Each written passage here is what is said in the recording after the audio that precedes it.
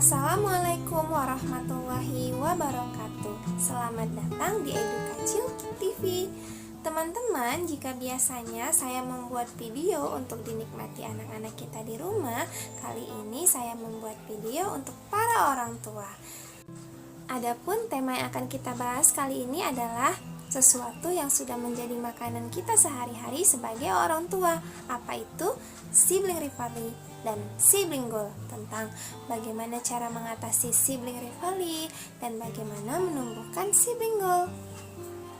Tapi sebelum mulai videonya, bagi teman-teman yang belum subscribe, pencet tombol subscribe dulu ya, dan tolong doakan saya agar selalu istiqomah dalam berbagi kebaikan. Terima kasih. Sibling rivalry adalah persaingan antara saudara kandung yang dapat menimbulkan rasa tidak nyaman. Ada banyak yang menjadi penyebab sibling rivalry. Salah satunya adalah munculnya rasa cemburu, sehingga salah satu anak ingin menunjukkan kekuatannya kepada saudaranya yang lain. Bisa juga muncul karena anak merasa kurang diperhatikan atau sering dibanding-bandingkan. Selain itu, jarak anak yang terlalu dekat juga bisa memunculkan sibling rivalry. Adapun faktor lain adalah tingkat stres orang tua. Orang tua yang stres akan mempengaruhi emosi anak, karena emosi orang tua akan tersalurkan kepada anak. Orang tua yang stres akan membuat emosi anaknya menjadi lebih labil. Ada yang bilang sibling rivalry merupakan bumbu penyedap yang wajar bagi hubungan kakak beradik. Jika masih dalam batasan wajar, iya. Bahkan keberhasilan anak dalam mengatasi sibling rivalry itu mengajarkan mereka tentang cara problem solving. Namun jika melewati batasan atau sibling rivalry yang terlalu sengit, dapat menyebabkan salah satu atau lebih anak kita terluka.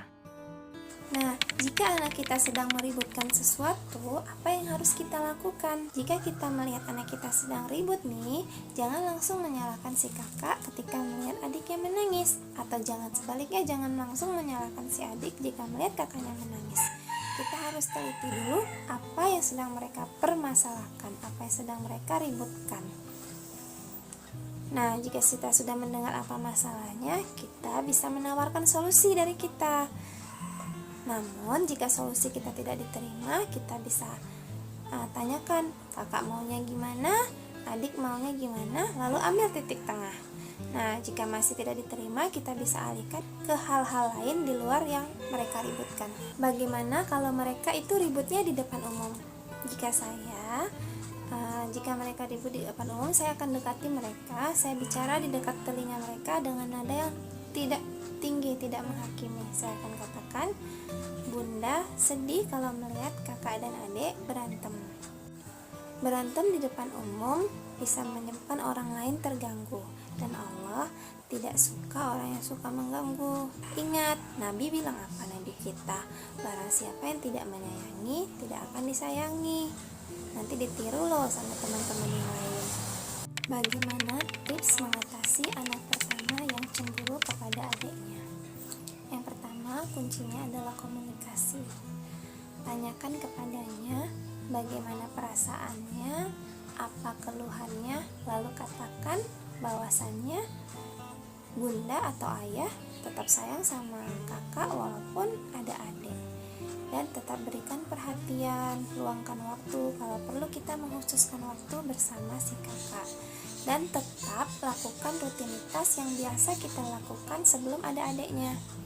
Misalnya nih, sebelumnya kita sudah terbiasa membacakan cerita sebelum tidur kepada si kakak. Maka ketika adiknya lahir, kalau bisa kita tetap membacakan, sehingga dia tidak merasa keberadaan adiknya mengganggu atau mengurangi kasih sayang kita kepadanya. Kemudian, libatkan si kakak dalam mengurus adiknya. Misalnya kita ajak, kakak, bunda mau mandiin adik nih, kakak yang sabunin, bunda yang bilasin ya. Jangan lupa beri apresiasi, penghargaan apabila si kakak berbuat baik kepada adiknya. Lalu, apa itu sibling goals? Sibling goal seperti namanya adalah hubungan kakak beradik yang menjadi tujuan atau impian setiap orang. Hubungan yang harmonis, yang saling menyayangi karena Allah, saling berbagi, saling peduli. Masya Bagaimana menumbuhkan sibling goals? Apa saja upaya yang bisa kita lakukan untuk menumbuhkan sibling goal? Saya membaginya menjadi 2 fase. Fase pertama adalah fase ketika sebelum adiknya lahir. Fase kedua adalah fase ketika adiknya sudah lahir. Nah, untuk fase yang pertama, yang biasa saya lakukan adalah ketika saya hamil anak kedua atau hamil ketiga, saya akan meminta si kakak untuk sering berkomunikasi kepada adik di dalam kandungan. Dia akan selalu bilang dengan kalimat yang seperti ini. Assalamualaikum dek, ini kakak. Kakak baik loh, kakak sayang sama adik. Nah, kalimatnya selalu seperti itu. Jadi itu diulang terus-menerus dengan kalimat yang intinya mengucapkan salam, memperkenalkan diri, mengatakan selalu ada kakak baik dan kakak sayang. Kenapa seperti itu? Karena kalimat kakak baik dan kakak sayang itu secara nggak langsung membuat alam bawah sadar si kakak untuk bersikap baik kepada adiknya ketika adiknya lahir. Kemudian saya juga akan bercerita bahwa mereka berasal dari ayah dan bunda yang sama. Kemudian mereka pernah tinggal di rahim yang sama. Mereka juga minum ASI yang sama dan dibesarkan bersama. Persamaan itu bisa membuat mereka merasakan yang namanya sense of belonging atau rasa memiliki satu sama lain, sehingga semakin dekat, ibaratnya soulmate belahan jiwa. Kita juga bisa mengajarkan si kakak cara bersikap yang baik kepada adiknya lewat cerita di buku. Nah, yang selanjutnya adalah fase ketika adiknya sudah lahir. Yang saya lakukan adalah pertama selalu menunjukkan kasih sayang satu sama lain. Jadi, I love you kakak, I love you adik, itu sudah sering ya mereka ucapkan maupun lewat bahasa tubuh. Peluk, cium, gandeng. Kalau misalnya mereka lagi jalan tuh di luar, saya suka bilang, kakak, adek, digandeng, yuk gandeng adeknya, gandeng kakaknya. Yang kedua, membiasakan tolong menolong. Misalnya kakak membantu mengambilkan benda-benda yang letaknya nggak bisa dijangkau si adik, atau adik membantu kakaknya merapikan mainannya dan sebagainya. Nah, yang ketiga, melatih kekompakan. Bisa lewat tos, jadi mereka punya tos yang hanya mereka aja yang memilikinya.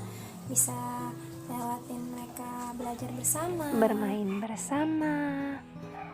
Aisyah sama kakak Aisy lagi gotong royong bantuin bunda matiin apa nak? Bayang. Atau yang sering saya lakukan adalah kakak dan adik membimbing adanya yang kecil untuk berdoa ketika bangun tidur, ketika mau makan. Jadi yang lebih besar membimbing adik-adiknya membaca doa. Seperti ini sempat saya rekam. Adik udah bangun. Assalamualaikum adek. Alhamdulillahirrahmanirrahim. Ahyana ba'dama amatana wa ilaihin nusyur. Keempat, membiasakan berbagi. Jika si kakak memegang makanan, si adik yang memegang makanan, saya biasanya bilang, ayo siapa yang mau berbagi? Baik, berbagi kepada mereka, jadi mereka saling tukar biasanya makanannya. Hira, suapin coba kakak minum susu, kasih minum kakaknya. Masya Allah. Juga termasuk sering bertukar hadiah. Hal ini sesuai perintah Nabi kita, tahadu, tahabu, salinglah memberi hadiah maka kalian akan saling mencintai.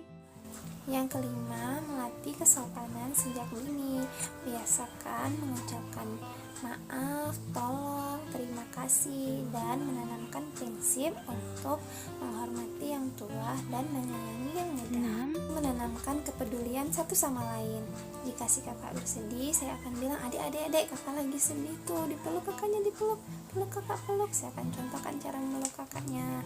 Lalu saya contohkan juga cara membelai rambut kakaknya, hapus air mata kakak, ambilin tisu, jadi adik yang hapus air mata kakaknya.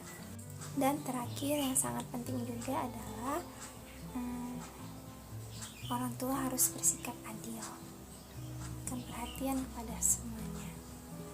Walaupun si bungsu yang bayi mungkin membutuhkan perhatian khusus, kita tidak boleh melupakan kakak-kakaknya. Harus tetap meluangkan waktu khusus untuk semua anak. Jadi orang tua itu sebenarnya tugasnya sangat berat. Kita harus pintar-pintar, pandai-pandai membagi waktu. Kita tidak boleh membanding-bandingkan anak kita, tidak boleh membeda-bedakan, dan memberlakukan peraturan yang seimbang. Maksudnya, jika si kakak misalnya dilarang menonton TV, maka si adiknya juga. Nah, teman-teman, demikian sharing kali ini. Walaupun pada prakteknya hubungan kakak dan adik tidak selancar dan semulus yang kita inginkan, tapi kita tetap bisa mengupayakan yang terbaik semampu kita dengan kepala dingin, hati yang luas, dan juga dukungan dari pasangan kita serta dengan kekuatan doa. Semoga Allah mudahkan dan Allah izinkan kita menjadi orang tua yang terbaik untuk anak-anak kita, karena kita adalah sekolah pertama bagi mereka. Tetap semangat teman-teman, keep istiqomah, selalu positive thinking, jangan pernah merasa sendiri karena semua orang tua merasakan hal yang sama. Teman-teman, jika ada pertanyaan atau masukan boleh komen di bawah. Enaknya nanti kita bahas apa lagi di video selanjutnya. Jangan lupa untuk selalu berbagi, karena sharing is caring. Assalamualaikum warahmatullahi wabarakatuh.